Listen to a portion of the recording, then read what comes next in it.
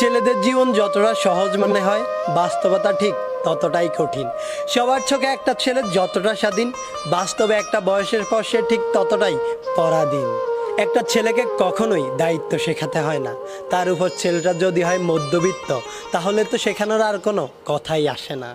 বাবার পরে যখন সংসারের হালটা ধরতে হয়, তখনই দায়িত্ব নামক শব্দটা আপনা আপনি তার মাথার মধ্যে ঢুকে যায়।